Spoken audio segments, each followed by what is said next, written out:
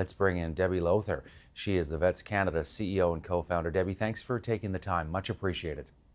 Thank you for having me. You think about that number, 5,000. It seems unimaginable, but walk us through what you're seeing in terms of those numbers and why this is happening. Well, I think it's sad. It shouldn't be, but what we are seeing right now is that things are getting busier and busier. As we all know, all Canadians are suffering right now with the housing crisis and the rising costs of everything. Veterans are no different, and many of them are suffering with mental health issues from their service. Addictions from their service. They're on fixed incomes. They might not be getting all the benefits that they're entitled to, and so they're really struggling. And we're working hard to try to do the best that we can to make sure that we can house as many as we possibly can, and prevent as many as we possibly can from ending up on the streets. It's better for us to be able to catch them before they fall into homelessness. Is there something specific as well about veterans in some cases, Debbie, that might put some of them more at risk? You talked a little bit about post-traumatic stress disorder and some of the other issues. hmm Yeah, so they do deal with mental health issues and, addictions, a lot of family breakdown. There's a high rate of marital breakdown among military members. And so, that affects veterans ending up homeless as well. Their physical health. There are so many factors that go into it, but then there's also the pride factor. We have a lot of veterans that come to us for help, and they've just waited so long. They wait until they can't. I have an eviction notice in my hand, kind of thing. Whereas if they'd come forward a little bit sooner, things would be a lot easier for us to help. So I think their own pride plays a factor at times, but yeah. And also trying to adjust back to civilian life and how challenging that can be. Talk to us about that.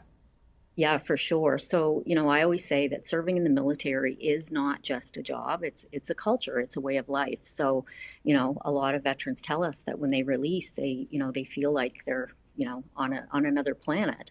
And they lose that social support. We actually had a veteran say to us once that when he was still serving, he felt like he was part of a family, and when he took off his uniform, he became an orphan.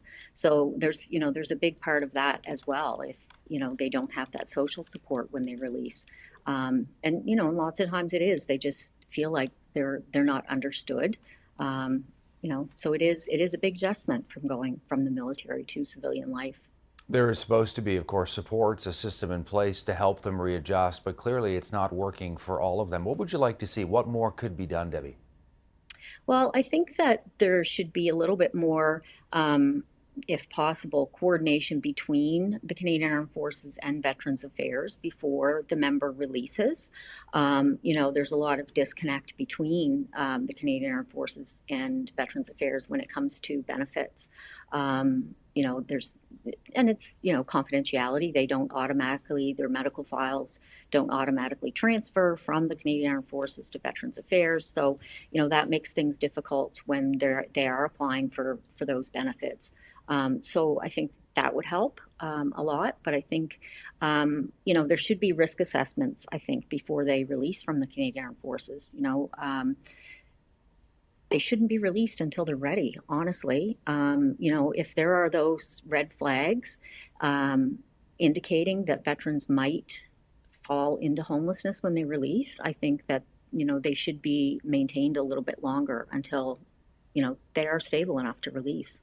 You've no doubt had conversations with vets who have found themselves experiencing homelessness and this sort of situation where on the one hand they were serving Canada and doing their best for our country. They're now back in Canada and they find themselves living on the streets. And some of those conversations you've had, can you give us a sense of what they have said or what some of the key things that they have tried to get across to you about that situation and that they find themselves in and what goes through their mind emotionally?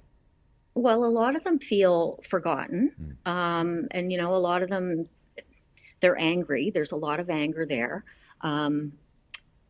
They just feel like, we've forgotten about them. And, and that's not true because, we didn't, especially us, our organization, we work hard every day trying to help as many veterans as we can.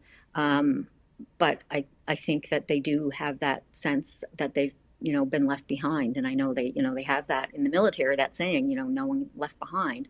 And I think a lot of them do feel as though they've been left behind.